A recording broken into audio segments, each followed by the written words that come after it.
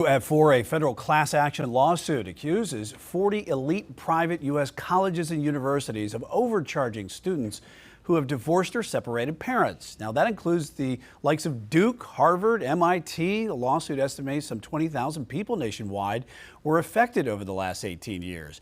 Joining me now to dig deeper into this is Chief Legal Analyst Khalif Rhodes. And Khalif, the crux of this whole thing is about a form that students submitted that said that they sought financial aid that said if they were separated or divorced. This form is unique. So normally you got the FAFSA, right? But you have 270 plus institutions that use a form called a CSS. And the College Board, they govern and they operate that form and manage that form. Only a small number of colleges, about half they say, but even less, determine and require non-custodial parents' income to be included on the form. That's really the crux of the case. Why and why would they require that your custodial parent, a parent that's not living with you, a parent that's potentially, that these plaintiffs allege, that's not supporting in or giving money to this college student, why would you need their income to determine what their financial aid status would be? And that's how we got to this point right now.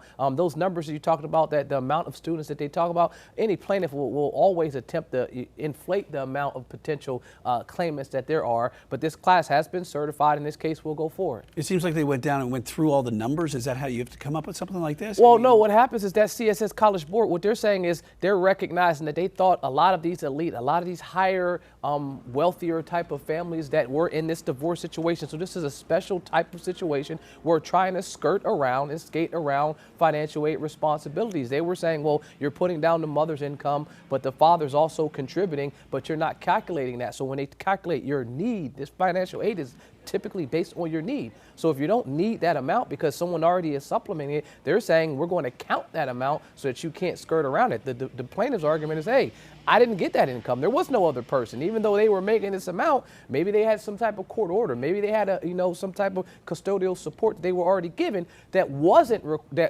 outside of giving me college aid. So what their argument is, both of them are making good arguments. The court will really have to determine this one. It seems like it's going to go the distance. Yeah, college is certainly not getting any cheaper for those families out there. And one of the things too is the timing is this. If they settled for $250 million about price fixing on financial aid with allegations. Yeah. Price fixing, they called it, and I looked at that complaint. It said they were the cartel type style organization. $284+ million, 14 of the 20+ schools that were sued and that lawsuit settled. But there's still a number of schools that haven't settled that think they have a good case. That one's a little bit different. They were saying in that case that they were price fixing, but they also were giving preferential admission to wealthier families and wealthier donors. And they were trying to figure out, was there a way that we can stop that? And the lawsuit was the only way. But right now, colleges are facing a lot. You have these lawsuits, but you also have the backlash of the anti-Semitic protests that were happening. A number of these schools that were listed, their presidents resigned based on what happened. So they're defending on all sides right now. Yeah, certainly under attack for sure in a lot of different fronts. Khalif, thanks.